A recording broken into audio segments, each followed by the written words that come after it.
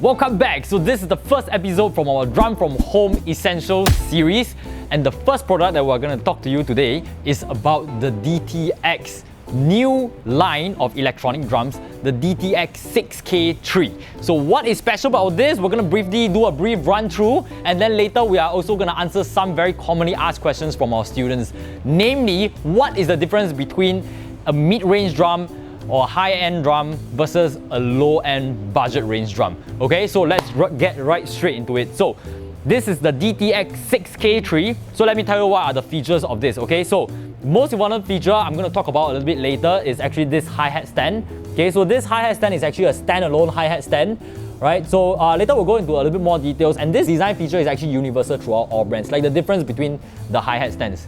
Very, very important. Okay, so of course we have the Yamaha proprietary pads, and one of the reasons why we have been recommending Yamaha to our students for many years actually, before we even got into contact with Yamaha, was because generally in the market there are three kinds of pads. The first kind is the regular rubber pads, and we also have mesh heads. Generally the feel is quite different, but this one is the textured silicone. So this is Yamaha's proprietary product. You can only find this white textured silicone on Yamaha e-drums. It actually gives quite realistic feel, but of course you cannot expect it to feel like the actual drums lah. But it's less bouncy than regular mesh heads. What we have recommended our students in the past, some students prefer this, some students prefer the mesh head. So what we recommend for you to do is for you to come down to the showroom and try out for yourself. But anyway, so for this DTX6K3X, we have the snare, and all the toms are all with the textured silicone head. Okay, so they have different configurations of this DTX6K series. Some have with the rubber pads, and they can go for a little bit cheaper. Of course, this is going to be a bit more expensive, right? This one I think retails for about 2.7K. We'll put in the actual price later below.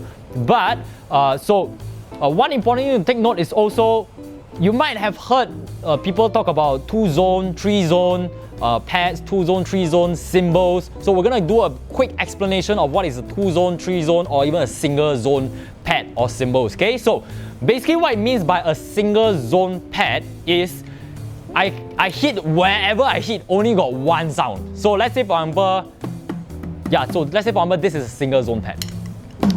I hit in the middle, it gives me a tom. I hit at the side, gives me a tom. I hit at the bottom, everywhere I hit is gonna give me a tom. Okay, so this is single zone because I can only trigger one single sound. So for this for example is a 3-zone pad. Okay, I don't think there's a 2-zone over here. It's either 3-zone or single zone. But later you know the difference lah. So 3-zone pad basically gives us 3 different sounds when we hit at 3 different spots. So let's say for example the first sound is our regular snare hit, right? And then we also have the rim shot sound. Hear the difference? Snare hit, rim shot. Right? Of course, please don't practice your rim shot like this. This is a terrible technique, but okay. So and then of course we have the side stick or the cross stick sound. Right? So you can do this, 1 sound, 2 sound, 3 sounds. Of course, in the module itself, later we'll talk a little bit more about the module.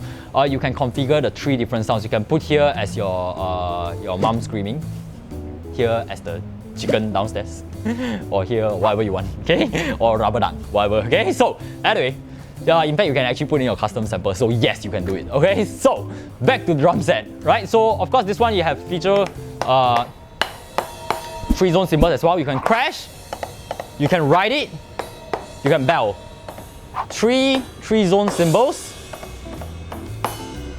Okay, and then what is different about this new DTX6K model is this kick drum pad. So in its predecessor, the DTX500 series, the kick drum pad was like a much smaller pad. So one very important feature of the electronic drums is also you want it to be able to have a solid kick drum pad. Okay, so and you want it to be big enough because as you grow your capabilities and you expand your ability as a drummer, you might want to explore into double pedals. So you want to make sure that your kick pad can fit double pedals into it. Okay, and this one you definitely will be able to fit. The previous one, the DTX500, was a bit small. You could barely fit it in, but yes, you still could fit. But this one you could fit a double pedal in very nice and well. And because of the larger design, this new design, it actually is more sturdy, more stable. So for people who have used e-drums before, you will definitely know that kick drum pad moving is a huge problem. Okay, so there are several ways to counter it. We'll talk about it in the other episodes. But basically, that's a brief overview of all the pads. I think I'm talking very fast, but you should catch up, okay? But anyway, so the most important part of the e-drums is actually this.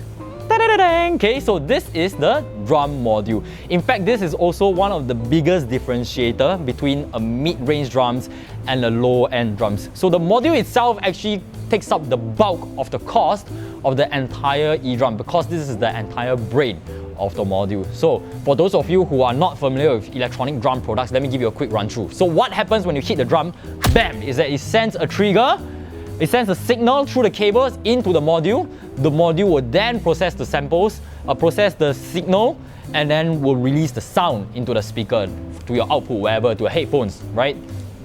Or you want to wire it in your brain, I don't know, but yeah, okay? So this is basically how the electronic drum works. So over here, you can choose a lot of different kind of sounds. We're not going to go into details about how many different drum sets, how many different scenes there is, because there's tons of videos out there.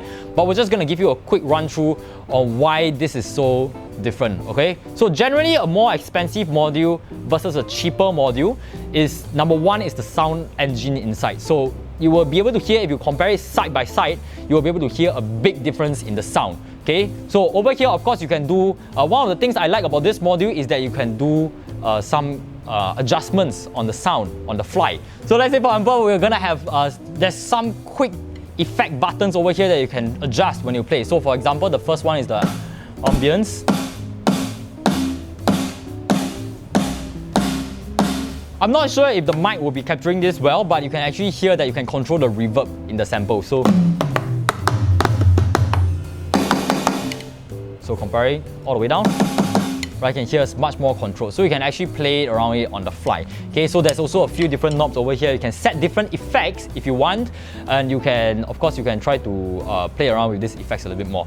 Okay, so but most importantly, it also comes with the standard features. You can put in your own custom samples. You can choose between the different sound kits, and you can go in individually. Okay, so the thing about Yamaha drums is that you can actually go in individual samples, create your own custom kits. Most of the drum kits can do that, but what is different is that you can layer the sounds of different drum kits. So let's say, for example, you like a steel snares ring, okay? Maybe you like also some wood snare tone. You can actually layer them together. I've never tried the combination, but you can definitely do that.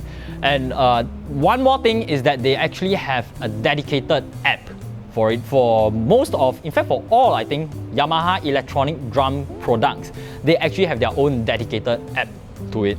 So for the DTX6K series, same as well, you can go in, connect your iPad right into it, so you don't have to mess around with all these messy buttons. You can just straight away use your iPad and control everything, bam, live on the go, right? So these are the few key amazing features of the Yamaha DTX series. We'll put a link below so you can understand a little bit more about some of these features, and then you can also read them out more on the Yamaha website.